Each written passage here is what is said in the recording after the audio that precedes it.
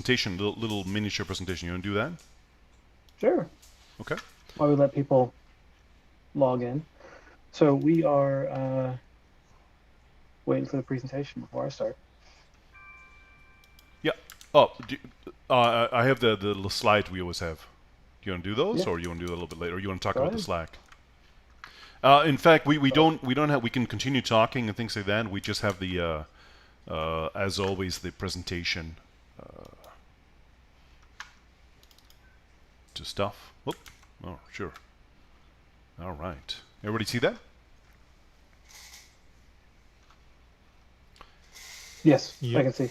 Okay. So did you want to talk about the Slack, Mr. Yeah, we you got to update the slides though. It's no longer Palm Beach Tech. This is going to trip me up for a Oh while. So shoot. Palm Beach Yes. Tech is a nonprofit organization dedicated to building Florida's into a tech hub. They have recently expanded from Palm Beach and gone to South Florida. We've partnered with Broward and Miami counties, and the coalition is Palm Beach Tech Hub. Sorry, Palm Beach Tech, just Tech Hub, South Florida. So I'm dropping a link in the chat for the Slack room. We are a very active dev community. Um, there is a developers channel. Anything and everything related to development goes on in there. Some days it's real quiet and it's just Damien and I posting random coding gifs and laughing at each other's bad jokes. Other times, some people post questions and other people are responding to that. So if you have a question about anything, post it in the dev channel. I guarantee you there's someone who is willing to help out. And if someone posts a question in there, it's a great way to give back to the community by volunteering some time and helping another person out. Just recently, I've been working a lot in React, and I'm getting into QA testing. There's a lot of React developers in the channel, so I threw out the question: what QA testing tool should I be looking into? Started a thread and got a whole bunch of information in there. So it's always good to do. So Okay. So the other just thing we sign want up to. and join the channel. Okay. So perfect. One of the things that I want to just we're going to talk to Brian in just a minute. If you guys don't know already, Karen already showed us meetup.com/FloridaJS. We're run by myself, Damien, Jeremy just talked, and then Jeannie normally is here. That's the other person, and they're a three-person group that joined Palm Beach, JavaScript, BocaJS, and React. React Broward, I think, or Broward React. Next month, at the end of the month, we will have the famous Ray Bango. I even heard that some of you guys know him. It is was a senior developer advocate at Microsoft. He now works for another company, and he's going to talk about how hackers play with our websites, to get through. So come join us then. If you want to thank us for having this, first, Brian will give him his information. Please follow Brian or anything that Brian tells you to do it, no matter what. Right? Right, Brian? But if you want to thank us, do me a favor, go to youtube.com/FloridaJS and just subscribe. Just a simple subscribe. You don't need to turn on notifications. That makes me feel better, and that's what it's all about, right? But I jumped into our presentations only because of the fact that we had Brian here, but I think we're here to hear more about it. Do you feel, Brian, that this is, Jeremy, do we feel it's a good time for Brian to start? Yeah, we usually start quarter hour. I usually wait for the influx of people to start slowing down, and I haven't seen any come in a couple minutes. And as soon as I say that, other people are starting coming in. Yes.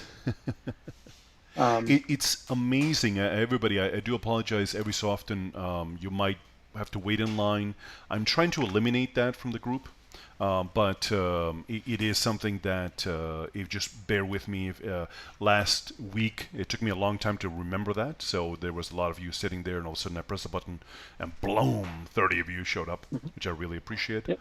So just bear with us as Zoom decides. I literally had to allow Brian in, allow Jeremy in, and all of a sudden, the moment I did that, that was like, that's enough, and everybody came in. And then the last person that just came in, I had to click on allow it again. So I don't know what's going on. Well, because But I've been clicking the allow button. thank you. I've been doing it. I'm the co-host. So the last thing I'd like to typically talk about is, we're always looking for speakers. This is a group for us by us. We are Damien, Jeannie, and I are always looking for speakers to come speak at the events. We're reaching out to other individuals. That's how I snagged Dougie. I reached out to him on Twitter, and he so graciously agreed to join us. But we also want to hear from you. This is a great opportunity. I'm a firm believer in, if you're in the middle of learning something, the best way to learn it is to teach it. So we often forget Oh, we something. So if you're in the middle of it, yeah, keep going. no, If you're in the middle of learning something, that's a great time to come give a talk about it. So you don't have to be an expert to come out and talk. So reach out to Damien or myself via the Slack channel or the Twitter, and we'll get you set up. This community is as strong as you guys are. So let's make it the best we can be. you do So not without have to further be. ado, let's bring it over to Dougie. Dougie, it's all you, my friend. I'm going to make you a co-presenter so that you're in control. I think Oh, everybody can, but just that in means I can case. share a screen too as I well. think you've always been able to, but that will Oh. mean that you can definitely do. Okay, well, All right. confirmed. Love it. Well, hey, thanks for the opportunity, and Jeremy, thanks for reaching out to me directly on Twitter. I always tell people to DM me. My DMs are open, which you'll find out later on. Well, you won't find out. You'll know where my Twitter is, which is this is actually my website, and I figure I'd start here because I don't know if I have a proper slide with everything on it. I guess I'll have to remember that later. But yeah, I'm BDougie Live. Or sorry, BDougie Live is my site. I go by BDougie. My name is Brian Douglas. I was actually raised in Tampa, Florida. Cut my teeth. Good question. Is this recording? I guess it's streaming live to YouTube, so it should be recording live. Yes. But what I was getting at is my first talks were actually not at Tampa Ruby Brigade, but it was actually in Orlando. My first job was in Orlando. I learned how to code back in 2013 and transitioned from sales to web development, and then I've been doing that for ever since, sort of. And I'll get into that. But I'm going to talk about GitHub Actions. I'm curious if y'all in the chat, it'd be great to sort of if you want to do emoji, yes or no. Has anybody ever heard of GitHub Actions? I'm going to assume GitHub, but let me know if you haven't heard of GitHub too, and I could slow down and explain that as well. No judgment. I always try to take the stance of like Stan Lee, where imagine everyone's issue is someone's first issue. So if this is literally your first meetup, it'd be great to let me you don't have to put yourself out there, but definitely if you've never heard of GitHub or something like that, hit me up in a DM. I'll give you all the context you need if you do need it. But I definitely was first time ever went to a meetup, that person, awkward, didn't know what what to do or what they were talking about, but it was great to make connections with the community. So my GitHub handle is going to be in the bottom right. Sorry, my Twitter handle will be in the bottom right. BDougieYo. I'll show my GitHub handle later, and let me see if I got this. Okay, cool. So GitHub. Most of you seem like you know GitHub. If not, we are a decentralized platform built on the blockchain on an open source protocol called Git. I'm just kidding. It's a collaboration tool. It's a tool for you to collaborate with your coworkers, your boot camp students, your college class, your professor or whatnot. It's a great way to collaborate with code. And especially since at the moment, this meetup's all remote, it's a great little tool to have too as well. I failed to even check to see if my right mic was actually connected to as well. Let me do that real. Oh yeah, we're good. Yeah, we hear you. Okay. All right, perfect. Yes, every now and then my headphones connect, and then if it's like a new Zoom, and then you'll get like a weird tinny version of me. This is me, full HD Dolby Digital. If you have surround, definitely turn. I'm just kidding. I don't have that. So yeah, it's GitHub. I do point to this, my mouth right now, because just recently last week, I was featured on github.com/readme/Brian Douglas. If you want to know how I got into development, which I don't talk about that a lot because I kind of just spent a lot of time in my earlier career writing blogs about like wanting to be a developer. And then like almost like 7-8 years later, my coworker's like, hey, do you want to be featured on this thing? And I said, yes. So if you do want to like learn about my story and how I decided to learn how to program and why I did it after getting a finance degree and then doing sales for 4 years. That's a great article. But I do want to jump into the content, which this is it. I am the Beyonce of GitHub. I claim this title. No one has actually tried to claim it from me. So just like Game of Thrones, I will be queen. But I say this because I joke because I'm a developer advocate at GitHub.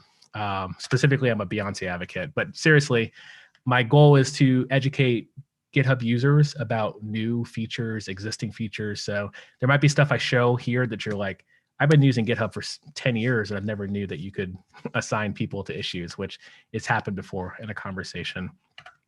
And then to summarize what I do as I go back for the Hive. So if there's a feature that you're like, hey, why does GitHub not do this? I love getting those feature requests because then I just go ahead and open a GitHub issue. Surprise, GitHub uses GitHub to build GitHub. So we do open issues for feature requests and support tickets and stuff like that. But that's what I literally do. But this talk is about GitHub Actions, and GitHub Actions, y'all are familiar, at least semi-familiar with it. I've seen the sort of the links and stuff like that. Maybe it was my fault. To summarize GitHub Actions, it's a way for GitHub to get out of the way and give you features that don't exist. I don't know if that kind of summarized that well, and I'm not in marketing, so please don't shin this to our marketing team. But it's all about workflow automation. And what it does is we have these primitives that we call in GitHub. So when you think about the GitHub API, that's a primitive. GitHub API has been around as long as GitHub. Like 1 month after GitHub was launched, they basically opened up the API and made it public, which is why so many other tools integrate with GitHub so well, because APIs has been around so long. If you've ever built any APIs as well, I've had the privilege of working at 2 other companies besides GitHub, and we built with the GitHub API integrated into it, and it was really nice and a nice experience, nice ergonomic experience to leverage. So highly recommend if you haven't built the GitHub API, I've got some tips for you in a sec. But also one thing I didn't mention, the other primitives, webhooks, authentication through JWTs. We have some other stuff, just interactions with the repo. Those are all built in to GitHub Actions by default, which we'll get into it. Something else I did, which I can't cover every single aspect of GitHub Actions in the short meetup talk, which I failed to even ask what my time limit was. So we're just going to assume you'll listen to me as long as I'm going to talk. Yeah, it's really up to you. All night? Okay, excellent. All right. I'm going to text. I'll text my wife to put the kids to bed because we're gonna really get into this. I'm just kidding. I only have like probably 40 slides. But I'm happy to do freeform and do some live coding if questions come in. But I did this thing, the 28 days of GitHub Action Tips. It was sort of like, if you ever met a developer advocate or people who do DevRel, you kind of build a lot of content in like the last year doing conference talks and meetup talks. They weren't non-existent, but there was like less inventory for conference talks. So I just wanted to get all this content out because I had all these talks I wanted to give. So I just made 28 of them in 2-minute video form that would help support just what I wanted to talk about, like in times like this. So I can't cover every aspect, but if you're interested in deep diving into GitHub Actions outside of this, the general documentation or beginner tutorials, that's what this is.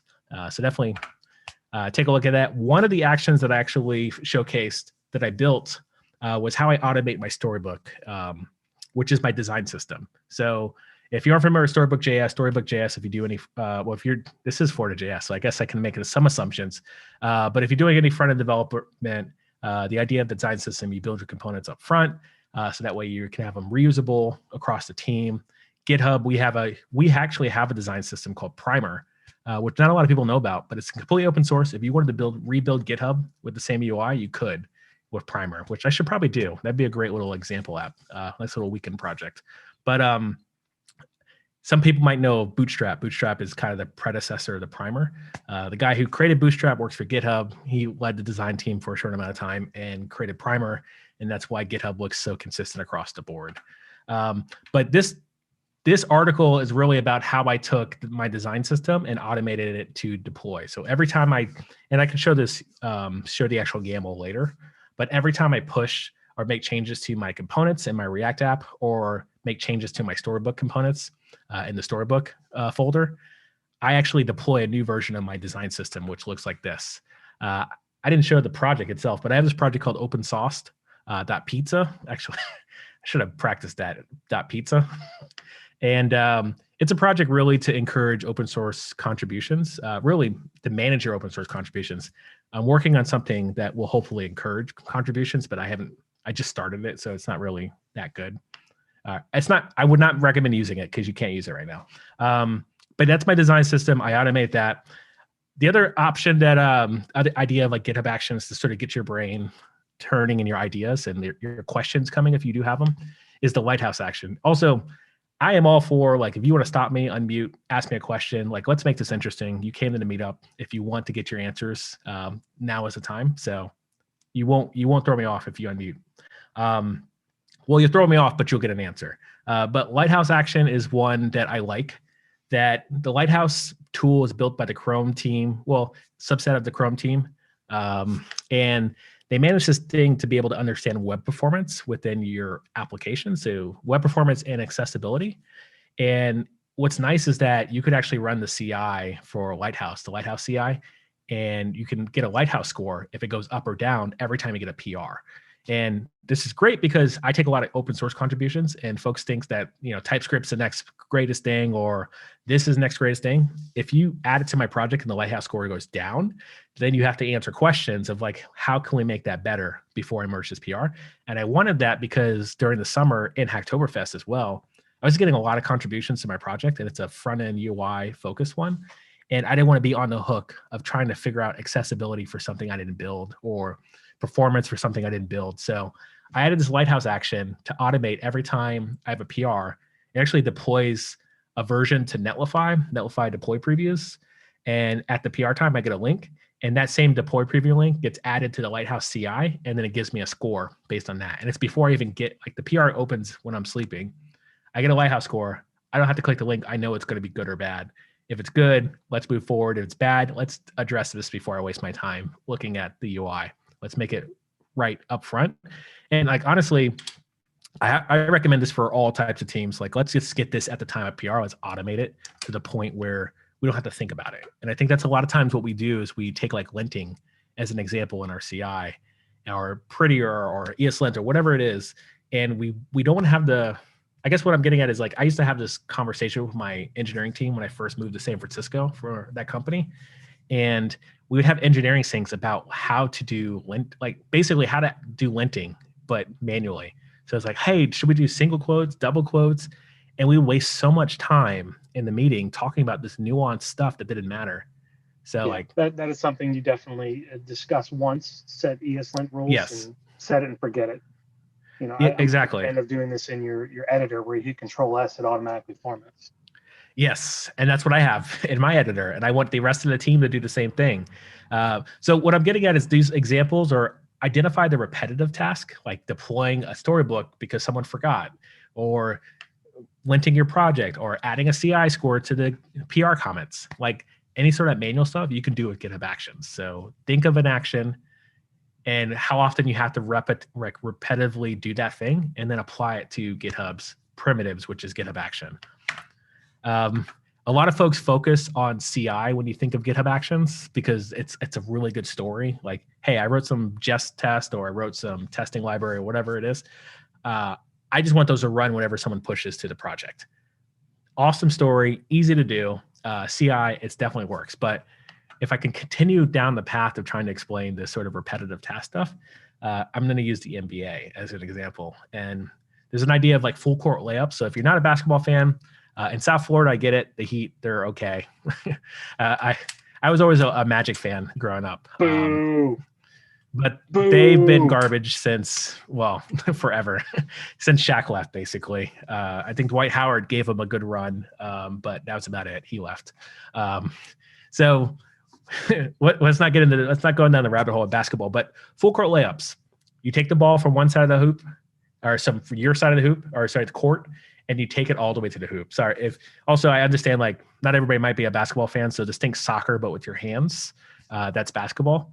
And the idea is like when I was in high school, the biggest thing was like doing like what Allen Iverson did, which is essentially take the ball from one side to the other side, do a full court layup.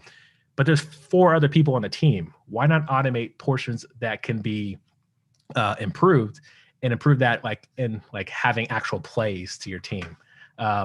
one thing that I love referencing is NBA Jam as an opportunity, because NBA Jam is basically a full court layup, except it's dunking nonstop, Ooh, not real shakalaka. basketball. Exactly. You got to go from downtown. You got to find the spot, which is Area 31. And I use this example because Area 31, I read a book called Hooponomics, and Hooponomics, it applies statistics to basketball.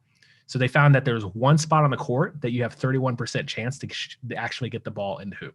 It's the highest percent chance of all parts of the court to get in, because one, most players are right-handed, and two, it's a very difficult shot because you're so close and you can get the perfect arc. Actually, you don't have to have a perfect arc to even make it in. You can aim for the backboard. You just got to call brick. I mean, you got to call bank before you shoot it. Completely joking. Inside basketball if you don't play basketball, but Area 31 optimized to get the ball to that hoop. So rather than do this full court layup, you focused on getting the ball to this point. So again, going back to linting, knowing that every time you hit save, like build that into your project, build it into your ecosystem within your team, within your organization. So that way, if you change teams, you're not like completely like don't even understand what's going on because the other team did it this way. If you have VPs or if you're a CTO, like definitely consistency helps keep your team and not actually someone else's team. So this is a basically automation workflow, which is called a basketball play. You see number one goes to number two, the Area 31. And if number two does not have a shot, they can kick it back out to 4. You can kick it to 3. It's like more of like the repetition to know like when something happens. So like when you hear tests fail, so like when your tests fail, like you need to get Area 31, then you know, okay, well, we need to adjust because now they're basically standing and they're going to cherry pick all of our shots because they know that's where our plays are. So you got to change it up. So I bring that up, and I didn't warn you that I was going to go a deep dive into basketball. I bring it up because we have these sort of frameworks that we build here at GitHub, but also we have open source tools as well to help this process much easier. So Probot is a framework to build GitHub applications. GitHub apps are kind of like the big brother of GitHub Actions. If you worked at a company like Travis or Heroku or Netlify or Vercel, you probably built a GitHub app or a similar company, and that's basic. Probot was a way to get you to do that pretty quick. We took a lot of learnings from Probot and then built GitHub Actions because we're like, hey, Probot's great, but the approach is like Probot is like if you want to build an application that you make money from and install in the GitHub repos, which is how I got my Netlify deploys. Instead, let's do GitHub Actions, which gives you that native experience specifically for your team, not for a third party looking to automate a portion of your workflow. OctaKit is the logo on the right. Not a lot of people know about OctaKit, but OctaKit is an SDK to interact with the GitHub API. I know about this because my previous employer was called Netlify. So if you've heard of it, or if not, I mentioned it a couple times, but I actually rebuilt OctaKit by accident.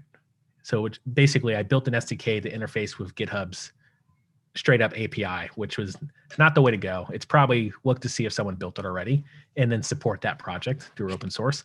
But I love OctaKit. I just actually chatted with the maintainer last week on GitHub. GitHub has a Twitch account, and we talk to open source maintainers every Friday called Open Source Friday. But what I'm getting at, I'm going on a little tangent, but take the idea of like you're going to review a pull request once a day, once a week, hopefully at least once a day. If not, you're off my team. No, I'm just kidding. But if you know that's going to happen, what sort of task can you automate to get your team to actually look at your code? So is it automate the Slack messages, automate the Discord, automate, getting all the stuff in the row, making sure the linting is right. So that way you don't have conversations about like white space or tabs, spaces, whatever it is, like get all that stuff automated in the structure of the repository, and then you can move on. So I say all that because that's like the high level. Now these are going to be some real examples. Within GitHub Actions, within the GitHub Actions team, we built this thing called GitHub Script. So if you saw the previous slide, which was Probot and SDK, it's basically if you shoved Probot inside of GitHub Actions as well as OctaKit, that's what you get. Which is really interesting if you came from that space. If you did it, you don't need to know that context because I only spent one slide on it. But if I could explain how I use this personally myself, we ran this thing called the GitHub Hackathon. Actually, exactly a year ago, we started it. So it was March. Actually, it wasn't exactly a year ago. It was March 14th or 15th to April, first week of April. So we roughly 4 weeks. And the way we managed this is we actually had a GridSum site. That's a great app, and I'll talk about that app in a sec. Fork Bacon, but double great names. He actually changed his original name, his actual username, but I think he was trying to get a job or something. But but what I'm getting at is we had this View app that powered the GitHubHackathon.com. So you can go there right now if you wanted to. And the way we did this is we used GitHub repos as a backend. So all the things that you see right here, they're actually powered by one GitHub repo, which is our hackathon repo. And the way you submit your GitHub action, so the hackathon itself was for GitHub actions. You submit an action and then you get some prize. We actually opened up a PR to add some JSON files to the actual repo. And that's how you get yourself on on the front page. So the way we did that is we actually use a GitHub script. GitHub script, again, being Probot and OctaKit merged into a GitHub action. And the way we did this is we actually, what this unveils to us is we get to write JavaScript inside of our YAML, which is kind of mind-boggling and weird, but it works out well for our use case because all we wanted to do is take whenever a label featured or good was applied to a PR. So reminder, the JSON was added to the project. It would open up a PR, and then me and my team would basically grab our phone because we were actually in the alpha program for the iOS app. At that point, it was beta. We would basically just add a label on our phone on the GitHub app, and then it would merge in the project. If it was good enough to be on the homepage because it had like a good story, then we'd feature it. We'd add feature. If it was just good, we'd add good. And good basically gets you a prize. It just then gives you space on the homepage. And the cool thing about this is it actually, when you add the label, it does the GitHub action merges that PR for you with just those 5 lines of code. So we pass it on, and that's pretty much it. Like, check out the docs for more information. I could show you some other examples in GitHub script, but that's essentially what we did. Like, we knew that we wanted to merge these PRs quickly, so we added this whole label mechanism to be able to merge stuff and just keep the process moving. So Hooponomics. I bring up Steph Curry. I know we're a South Florida meetup, but Steph Curry, when I moved to the Bay Area, the Warriors started winning. So, and then I left, and then they lost. So I'm not sure if I'm the correlation, but yeah, it makes sense. Which is why I've asked for a raise for every company I work for, because I tend to be the money ball. But I bring up this idea of Steph Curry because he got popularized the 3-point shot again. He kind of made it new again, even though it's been around forever. He just took a lot of chances. He took a lot of shots from 23 because 20 feet beyond 23 feet, because he sort of perfected his arc. He automated the experience of getting the ball in the hoop through 3-point shots, which is quite different than Area 31. So I mentioned the statistics. Area 31% of all shots from that point is technically worth 0.62 points. So 2 points per basket, but if you keep missing, it's worth 0.60 points. So that's the sort of math that I've got there. If you shoot from beyond the 23 foot or the 3-point line, it's worth 1.6. So outside the line is 3 points. So the more attempts you take outside the 3-point shot or 3-point line, you get you can rack up the score, which is why the NBA was like hitting like lower 3-digit numbers, like 120 per team, which is like, when you look at college basketball, it's like 23 to 46, which is, if anybody played college basketball, I wasn't good enough to make it. So hopefully no offense taken. But basically what I'm getting at, it's like no defense. So when you think about the corner 3, it's also a hard shot to defend. But what I'm getting at is, I forgot to put that last slide in there, but I was going to put in a automation tool here. And one of the automation tools I talk about a lot is Vercel, where you could just type the word now and it deploys. Like, that's your 3-point shot. Like, when you can think of automation pieces to, like, say, I'm going to go into a project, I'm going to basically take the development time, the deploy time down to from minutes to seconds. Like, those are the things you want to be looking for. So in order to explain a couple more actions, I have to explain another project, which I mentioned earlier, which is called Open Sauced. I named this project because of Gucci Mane. Gucci Mane being Atlanta-based rapper. He's also the godfather of trap music. I would say he's okay. And so many people have basically laughed him at this point when it comes to rap music. But there was this one interview on Tumblr of all places back in the late 2000s or the aughts. If you don't got sauce, then you lost. And he was basically talking about having skill as a musician or a rapper. So basically, I built this project called Open Sauce because I wanted to contribute more open source, but I didn't have sauce to understand how to contribute to open source or make that connection. So I built this to basically kind of cheat and do open source this way. It's a GraphQL app. It's built on the GitHub API. It's wrapped around that sort of primitive. It's also a React app as well. And I'm using a tool called AuthGuardian to handle my JWT management. So again, these are all GitHub integrated apps that make my job a lot easier. My side project job a lot easier. And this is what it looks like. And this is why I built the GitHub hackathon this way, is because I had experience in building GitHub repos as backends, which again, not even again, I don't recommend it. It takes a little bit of effort. Also, rate limiting is a beast. So if you don't want to get rate limited, maybe get a real database. But I like the challenge. Also, I work at GitHub and I can get unblocked and rate limiting with a Slack message, which is not okay, but I understand. Sometimes you just gotta roll with it. But basically, all my goals are on the left. All my goals on the right. It's they're just simply GitHub issues. That's my database or GitHub issues. So I bring this up because the syncing between the repo and the sort of upstream, which is how you basically talk to open source, I handle through a GitHub action. And the repo itself, the upstream repo, is called goals template. And that's what every user of open source gets a fork of goals template. And then you basically sync the two through an upstream. Now, I'm butchering explaining this, but this is basically the pattern of when you fork a repo and then you clone it, and then more stuff happens on the upstream, but your fork gets out of sync. Like you want to make that fork, the main branch of the fork, to stay in sync. So I created this GitHub action to basically do that. So apologies, I don't know why I had to make a plug for open source or not. Maybe it's the pizza over my, I almost got it. The pizza over my head. But this is explain a little bit about open source. Like, how does this help you get into open source a little bit more? Yeah. Like, So what was that doing for you? Yeah. So basically what happened to me, what happens with a lot of people is like, I don't know if you could hear kids screaming because they're all downstairs. Like I don't have a lot of free time on the weekends, and I used to write a lot of code on the weekends. Say what? Oh, oh no, you're hearing my kids, but it sounds like you can't hear my kids, so we're all good. Everybody's kids. Sorry, it's like saying dad in Walmart. It's like that's the wrong thing. But what I'm getting at is open source. Basically, I have a limited amount of time I want to contribute to open source project. So the way I do it is I stalk the projects on open source, and then I can take notes and like pick out the key figures. So I guess the best way to actually is to show it. So this is a personal, like, yeah, 100% personal.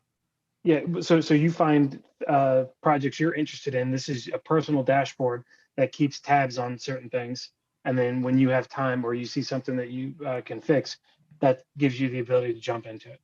So a single dashboard instead of looking at 15 different repos. Exactly. And the problem I usually have is I'll see a project that's like, hey, I should work on that, or hey, I can probably provide some input, and sort of, because a lot of times I do open source to grow a different part of my developer skill set. Like if someone, like I do a lot of like Vue outside of my day job, because we do a lot of, actually vice versa. We actually do a lot more Vue in my team. So I do a lot of React at home.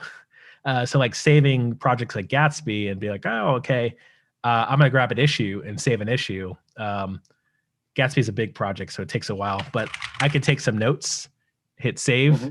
And then if I went to the whole thing is that I want to be able to give your data. I don't want to keep your data. Also, I don't want a database, which is why I use GitHub issues for this. So the way it works is that I get to have that note stored in an issue. So if I wanted to just use a repo for my organization, I can, except it looks like it didn't save. So it looks like there's a bug or something's not connected here, which I've seen this.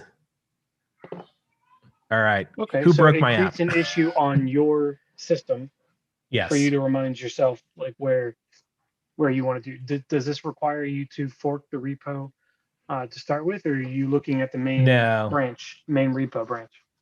Yeah, no, you're just looking at the main repo, the issues. You look at the players, the contributors. If you want to set up notifications, you can set them up with Code Triage here.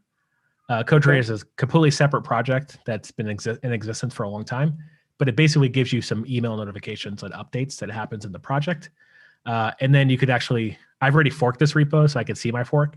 I do want to actually add a feature to sync the fork with the upstream, which my fork is 5 years old, like 4 years old.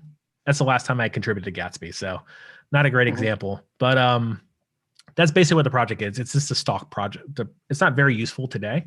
What I'm actually working on right now is a new version of this, and I just got off stream talking about this, which slightly out of context of GitHub Actions.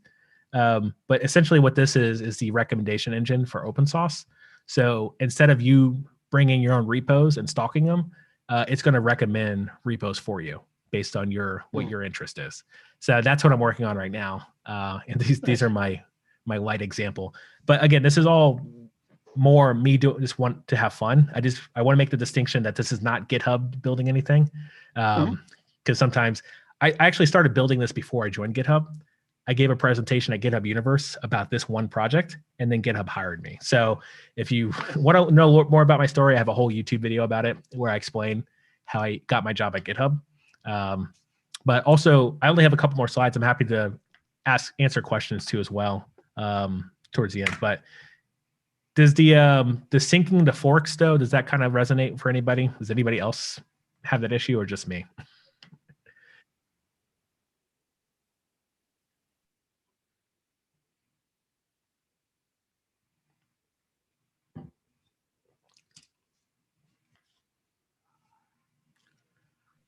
Branch.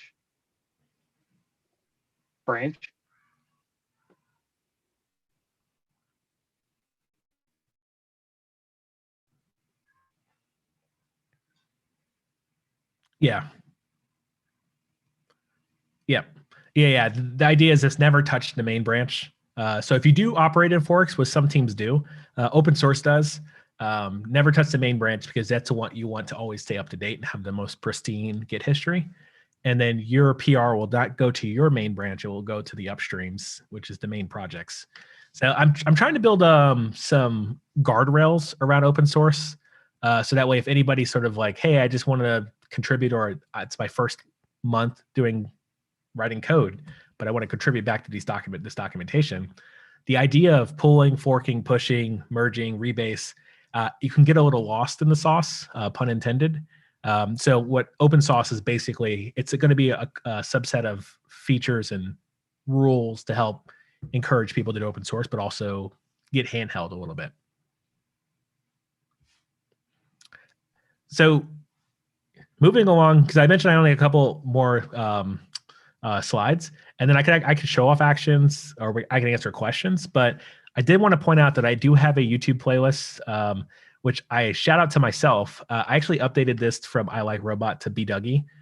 They both work at the moment, or they'll both work forever. I Like Robot was like my college handle. BDougie is my professional handle, so I've updated it to BDougie. I've just had YouTube for that long. But if you wanted to go through and deep dive into GitHub Actions, I just do a lot of video content. Sorry, do you have a question, Damien?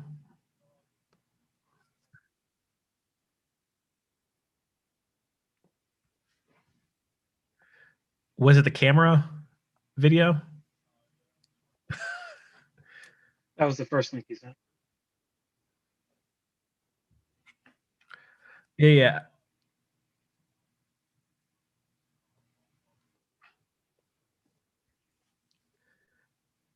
Yeah. So yeah, it is on my YouTube. It technically is on my YouTube, so it's actually it's not my video. But oh yeah, everybody go to subscribe. Yeah, and you know what? Okay. I have another channel called Open Sauced, and I thought I had an origin story. Maybe it's in the about. Maybe it's not there, but it's somewhere. Actually, I think it's on Dev too. But honestly, if you just Google open source, there's not a lot of content out there. It will be this one. So this kind of this is a condensed version of what I shared at GitHub Universe. GitHub Universe, I talked more about GraphQL, which I don't even know what the name of that video was, to be quite honest. But it's out there. Brian Douglas is a very generic name, so Brian Douglas GraphQL might get you close in the Google foo. And I did want to shout out that if you wanted to build your own GitHub action, there is a really cool lab.github.com course.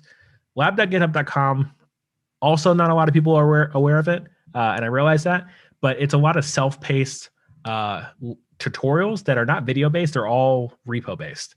So you fork a repo and it opens an issue, and then the issue tells you what to do next. And then once you do that thing, the issue would then close and then open another issue. So it's all built on top of Probot, actually. Probot being the thing I mentioned before. And it's a self-guided course. So you will have a GitHub action and a repo at the end of the day. Very clever stuff. We have some genius people at GitHub. And that was actually my last slide. I will definitely take questions, but I did want to also, for whatever reason, I failed to add a slide for this. But I have this organization called GitHub Craftwork, and there's a repo called Start Here. And the whole reason for this is it will actually teach you all about GitHub Actions by just reading here. So you start with 0, which is you leverage an action to invite yourself to the organization. This is really just for novelty reasons, but it will invite you to organizations. So think you're doing a whole presentation on GitHub or something else, but you want everybody in the org to have the training. It's a nice little GitHub action to do it, a GitHub action I wrote. And then you start the tutorial, and then you do the hello world, and then you eventually make shoes, and then you learn about CI with GitHub, or GitHub Actions, rather. So yeah, thanks to folks who have been dropping links all day too as well. It's been appreciated. And then at that point, that concludes my presentation. Does anybody have any questions?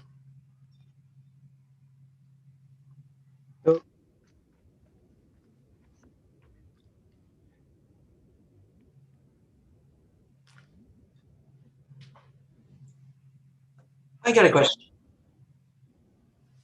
Any way that you've used GitHub Actions to upload any of the applications to any of the cloud services like AWS or Azure? Me personally, no, but I do have examples though. So you probably want examples rather than a story. I just don't. I use a lot of third-party services that use Azure and AWS underneath, and I do that intentionally because in my role, most people don't need to know those examples. But excuse me why I stall and grab a link, because I just created a gist for this, but I can't share all my private information yet. That's okay. Not until I quit GitHub. Then I'll expose everything.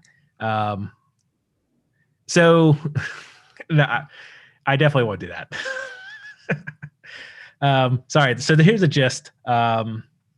And this question actually came up today. So I live stream every day, every Tuesday and Thursday, which I had mentioned BW Live, which is here. I actually just streamed an hour before I jumped on this call. And so if you're interested, I have way more context probably 1 hour into this stream. But if you wanted just a link to a gist, I can share this and then talk through it.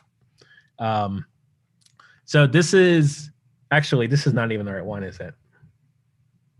Oh no, here you go, Azure. So yeah, this one walks through an example, and this is again, this is something I shared on my post. It was actually my last post that I shared. Yeah, Set up continuous delivery. Sorry, go ahead, James.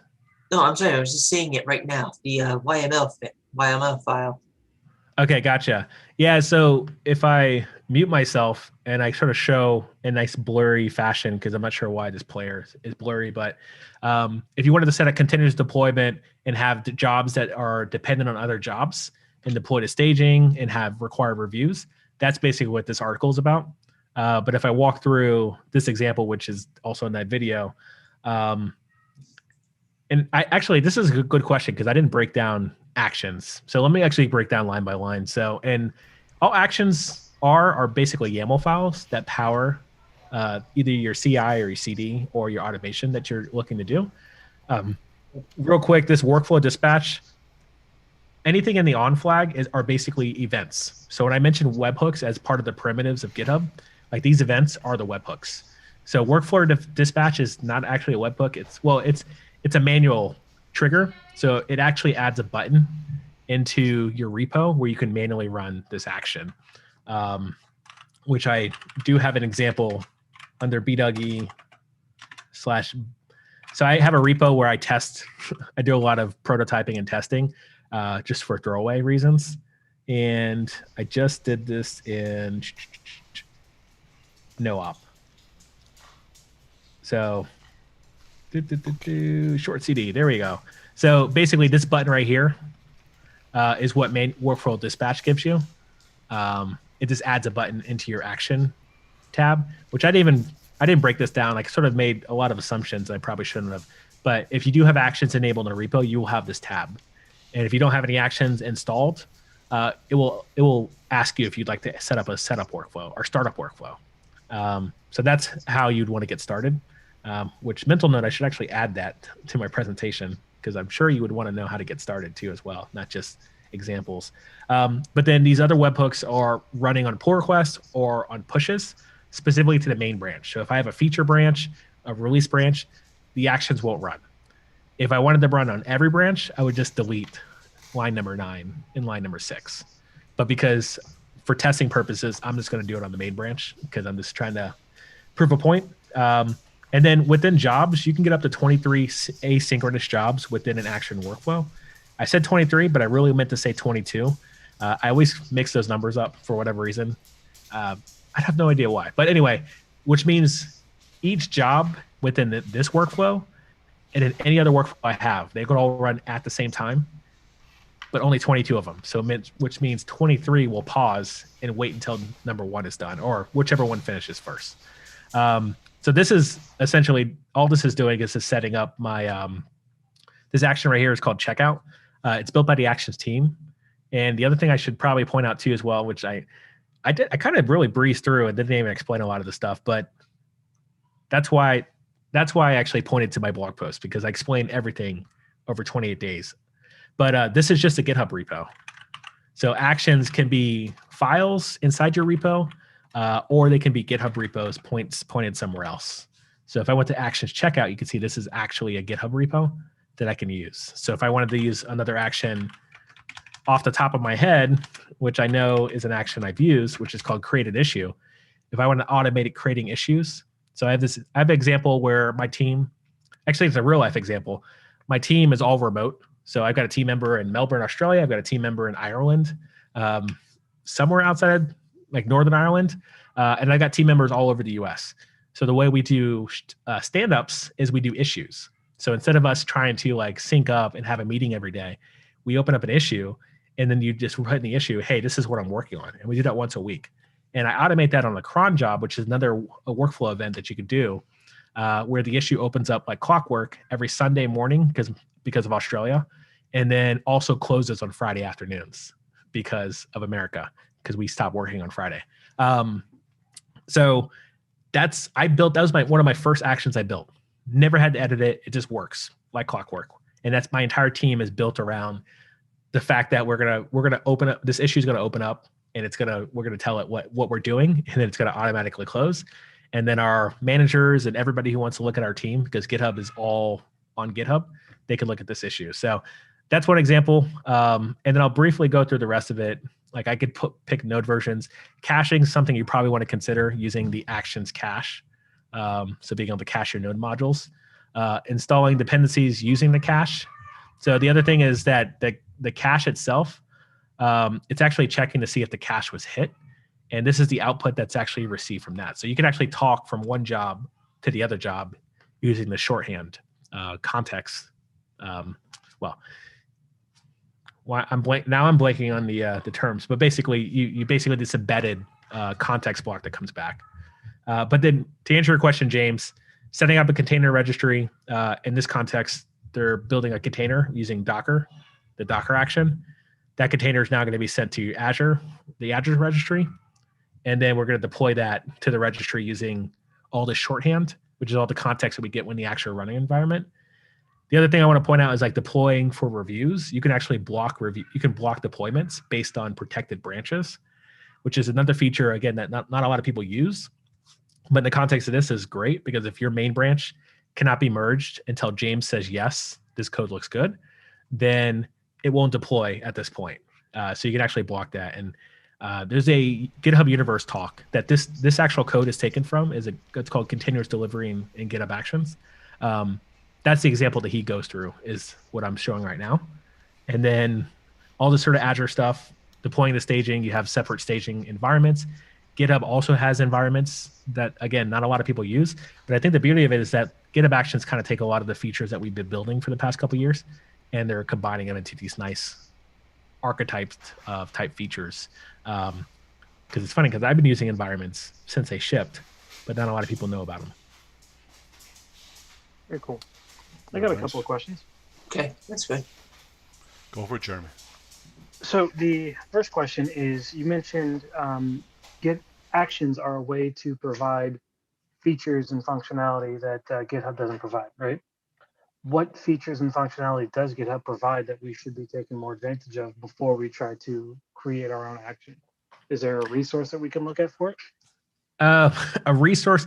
So I'll mention the caveat that GitHub's a power tool, meaning that like you could hurt yourself if you don't read the instructions, but also you can kind of figure it out.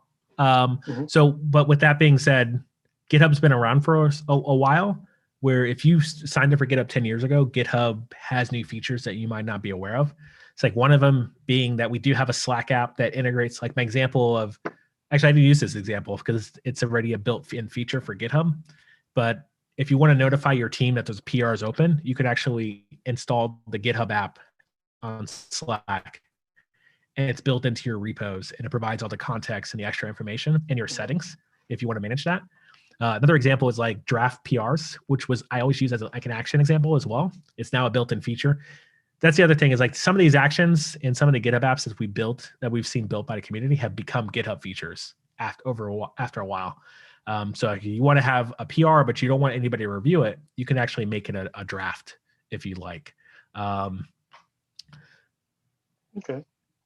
It might be a hard question for me to know what features do you not know of. Well, is there a blog post or a documentation of what features GitHub provides to us?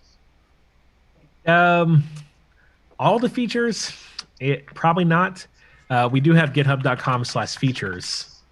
Okay. But these will all be like the features we want you to care about because we don't think you know about them. So things like security. Actually, security is a good one.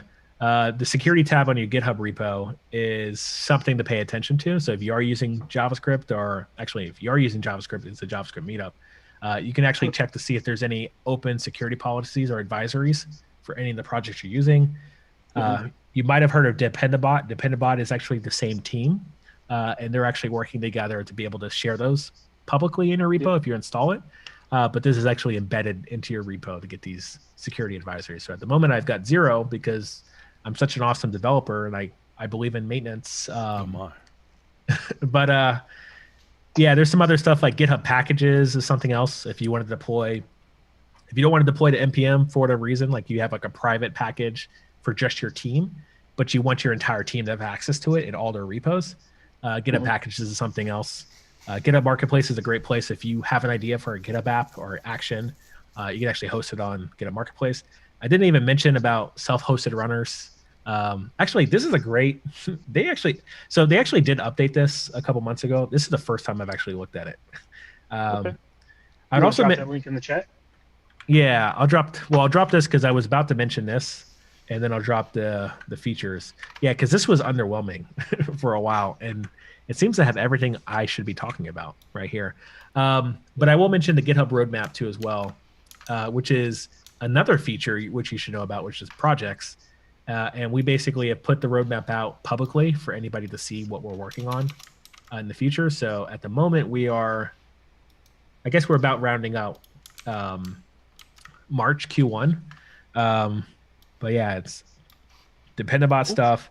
Yeah, here's some like top level stuff that we think you should probably know is happening. Nice. And another thing you talked about was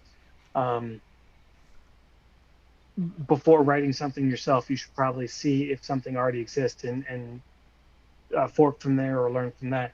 Are there actions that we can? Yes. I think I might be answering your system question as you're and utilize? Yeah. So if you go to GitHub Marketplace, which I should probably turn off my staff bar so you guys don't know all the secrets of GitHub. If you look at all the, you can see all the GitHub actions by going to Marketplace and then searching just for actions. If you just wanted to see all the BDuggy actions, you can even search by contributor. So you can see I'm prolific on Marketplace. 5 actions at this point, which I think all 4 of them I mentioned. Actually, 3 of them. Actually, I didn't mention this one, but you can pin issues to your repository, which I don't have a great example of. I could show you my team repo, but okay. So Marketplace is the answer for that. Like, as a beginner, is there a recommended way to ease into this, right? Because I've been using GitHub for a while. I got the pull request thing down. I've got a couple open source projects and contributors to it, and I see some of the automation stuff that you've done around the pull request. But is there a entry point to wet your feet in this scenario that you recommend? A couple of entry level actions that will do something to get you started. Yeah, I would actually probably it's easier to find a repetitive task and then apply to that, so you can see if you do find that, hey, no one's closing their issues when they're done with it, how can we ensure that the entire team or myself closes the issues? Or even better, I'm not even using issues. Like, how can I introduce issues into my workflow? So like, should I start planning my projects? It's something that I tend to do before I get on streams is I try to have issues written. And then the other thing is like, so I have this issue where, I'm trying to create Yelp reviews, which you can see I spelled this wrong. But also all I did was do a screenshot because I was, in my mind, I'm like, hey, I'm going to write out this beautiful issue later. And 7 days later, I didn't do it. So like, I think a great action would be reminding people that you open the issue and it's unassigned, which is something I started writing in October. Actually, I think I might have wrote this already. I just haven't publicized it yet. But you can see I have repetitive problems that I'm trying to solve for myself. But stuff like that, like unassigned, like if something's unassigned, having something to say like, hey, perhaps we should assign this issue. I've seen people who have bots through GitHub Actions that write comments. And then what's cool about this is that you could actually go use the bot to delete the comment and then write a new one to actually trigger a new notification. I've seen a lot of trickery with like that and like bending GitHub to its will. Right. I also Very cool. Some trivial stuff that I've done is the idea, it's called gift action, which I don't think is in the marketplace. Honestly, I would say even GIF action. I pronounce it gift. It's the correct way. Gift is correct. It's a gift. Gift. This action is essentially you just type in .gift and then a word and it returns a gift with that word in it. And I want to say I probably don't have this somewhere. Let me show you live me adding it to a project. Nice. Yeah, that'll be nice. Yeah, so the one thing I didn't actually point out too as well, again, I made a lot of assumptions dependent on how much time I had, but every repo has a .github folder. Sorry, not every repo has a .github folder, but extra like more power tool type features are go into the .github folder. So like your issue template, your PR templates, your code owners folder. Actually, code owners file actually doesn't have to be in the .github, but we've actually leveraged .github as a place to kind of like add some cutting edge features. So it's a folder to kind of peek at whenever you look at other projects in open source to see what they're doing. And I am going to do this. So I had an action here that actually runs that would actually run JavaScript inside of a comment. That's what this is, but I'm going to delete this and add this project. That was awful. Okay. Try that again. My copy paste skills are off. Oh, it's because I copied it from the URL. The other thing I wanted to point out is that you need to add a tag. So it could be either be a SHA, like a commit SHA, or it could be a branch, or it could be a tag. So if I had like version 1 as a tag, I could do that. But I don't have any of that, so I'm just going to do main. And then I'm going to delete all this stuff because it's not needed. You could actually run actions on a number of different environments. So if I wanted to run this on Mac OS, I could, but why? Let's just do Ubuntu. That tends to work the best. And I think, oh, you know what I did? I deleted the steps too as well. So within jobs, I mentioned for James, 22 asynchronous jobs. Within each of those jobs, you can have synchronous steps. And the way you do that is actually have steps. So if I wanted to have a second step that ran a bit of bash or shell rather, I could do that as well. And it would be, if I wanted to have a multi-line step, I could do that as well through a pipe. Neat. Which I think I don't need the quotes. Nope. I need to. YAML's hard, but all this is YAML, so we'll stick with it. I'll commit this to main branch, and then what I'll do is I'll find the issue, because this is all this repo's for, is this testing, and let's say should I roll the dice and just say Florida? Let's do it. All right. So I haven't triggered an action yet in this conversation, but the way this works, it's either going to fail or succeed. Looks like it's not failing. I did kind of show this in a screenshot of the workflow visualizer. So if I did have dependent jobs, you could see this waiting for the next job. And then I can click through and see now my gift action is building. Now, to run something trivial like a bot to return a comment, not as like it doesn't make sense to use that in a GitHub action, because as you can see, it's going to take up to 30 seconds to go talk to the Giphy API and then come back and then print a comment. And it looks like I got some deprecations in my my gift JavaScript library, but we'll ignore that for now. Coding. Yeah. And yeah, I think it makes sense. Okay, and it also failed because I don't actually have my gift token. I didn't actually supply a gift token. Yeah, it's right here, which I'm confident I actually added already to this repo, which is, again, for Jeremy, your question, features that you maybe didn't know about GitHub. We do have secrets per repo, and this came in because of GitHub Actions. So then I can see my Giphy token is right here. So I should be good to go. Based on that, I shouldn't need a GitHub token. That's something else that I did write a blog post about, the idea of GitHub tokens. The GitHub token that you get by default, the authentication, it's limited to read only. So with commenting, I think commenting is opted in. It's okay. Yeah, the only thing is you have to pass in. Sorry, GitHub Actions without a token is limited to only read only. So I can't write a comment unless I add a token. Oop, that was, I'm not sure what I copied from there. Okay. I will need to use the raw version. There we go. That'll be easy to copy and paste. But I did want to show off this fancy gift. Did I just... Submit a bug.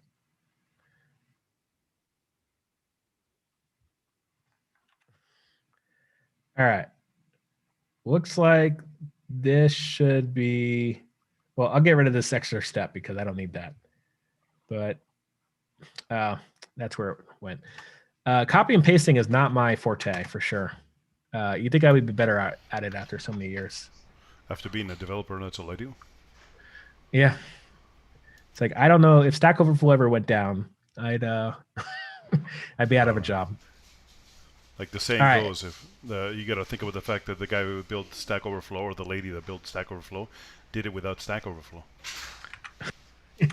Yeah, they probably had to use IRC or something more old school. Yes, sir. What do you call it? The punch cards. Bulletin boards at your local grocery store. Yeah. So let's see this magic. All right, we're gonna see if this fails or succeeds. I'd like how you it'd be great if I, yeah, and it would be great if I cache this. Basically, this gift action is built on top of a. It's built within a repo, but it's also leveraging a Docker container, so it's doing a bit of work to get started. Right.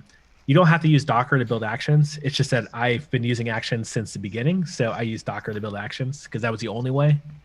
Now. Sorry, I was just laughing because the Mandalorian, this is the way. But with that being said, that you can use just JavaScript if you wanted to build a Docker action. And it looks like I have another failure. It's because I put BDuggy token and not. Anyway, trust me, there is probably an issue that this works on. No one wants to sit here and watch me debug this live, but basically this should not be. That's what your Twitch is for, right? Yes, this should be GitHub token, not BDuggy token. GitHub token is what you get for free from a GitHub action, which I think I talk in this post about. So it sounds like there's a lot you can do with GitHub Actions. Yep. You've written extensively about it. This is what your day job is. Be sure to check out bduggy.live so that way you can see when he's live streaming coding on Twitch. You've been posting daily, multiple times a day, short videos about GitHub Actions. So be sure to check out that series and follow him on Twitter. He's always posting stuff about this. Thank you so much, BDuggy, for coming out. I appreciate your time. Yeah, it's a pleasure. Any last questions? Oh, Brian, one last thing before we go, because we have to give giveaways in it. Just a second, I'll go take it on in a second. Do you know anything about what I saw? Perhaps it was one of my repos that we're no longer going to be able to use your username and passwords when doing forks and cloning? Yes. Is that a new thing? It's a new thing as of, it's been a new thing for over a year. We've been telling people in our changelog. So we do have... so it's a new thing, and there's an easy fix if you don't already, if you still use passwords. So to explain this, real quick, actually, GitHub/blog, and then changelog is definitely something to keep up to date to as well, because the updates will be in the changelog. But for the context, anybody who's not really sure what Damien was saying, whenever I do like git push. I need to authenticate with GitHub. And the way normally you would do it is you would just type in, like you'd git push, and then Git would tell you to use your username, and then you'd paste in or copy or write your password. That is going away. You can't actually type in your password on the command line anymore to interface with Git as of September of this year. So it won't be in September 21 is when we're going to cut it off. So you will be able to do it for another 6 months. But the easiest way to actually get around that is that GitHub just wants to authenticate to you and your repos. And so I highly recommend just use the GitHub CLI. You don't have to do anything with it. It just gives you a lot more commands to interact with your repositories. So if I wanted to, so for one, installing the CLI is pretty easy with Homebrew. You can also do it if you're on a Mac. Sorry, if you're on a Windows or a Linux machine, it'll tell you something different. But I'm on a Mac. But if I did gh repo issues rather. Actually, what was it? I just saw the command. Yeah, I saw that too. Anyway, what I'm getting at is that you do get some extra interactions with the repositories. I haven't actually. So this is my repo for that project. I can interact with my entire GitHub repo from the command line. Yeah. If you don't care about that, just by GH authenticating, that's enough to authenticate you to GitHub. So if you still want to operate due to command line the same way you've done it, you just have to do GH auth. And so Speaking I do DH. of this topic, Go ahead. are we able to have multiple accounts? Like, so I have one for my work and I have one for my personal stuff. How do I keep those two separated? That's a good question. That's probably in the docs. Okay. I haven't had to have two accounts in a long time because all my stuff's on GitHub and I use GitHub. I did used to do this back in the day, but I said it's consolidated. But I understand the use case, and I want to say that it's covered to be able to authenticate between the two accounts. I don't know off the top of my head, but the cool thing about this is that this is open source. So if you wanted to go, if the question wasn't covered in the documentation, you could write that feature, which I've done. I've written some features for the GitHub CLI so far. Or you can just open the issue and sort of wait until someone ships it. Yeah, cool. Okay. Thank you. Awesome. That's fantastic.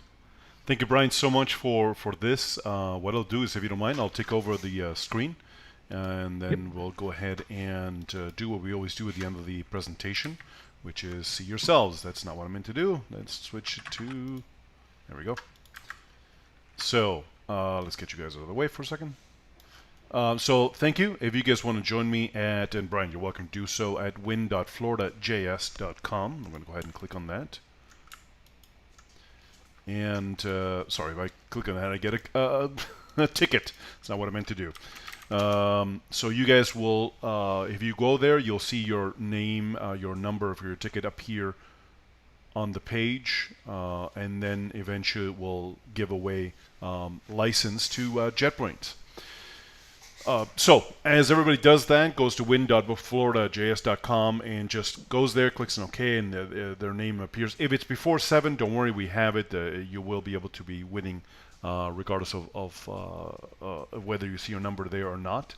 But Brian, thank you so much. It is a great honor to have someone like yourself come join us in our group.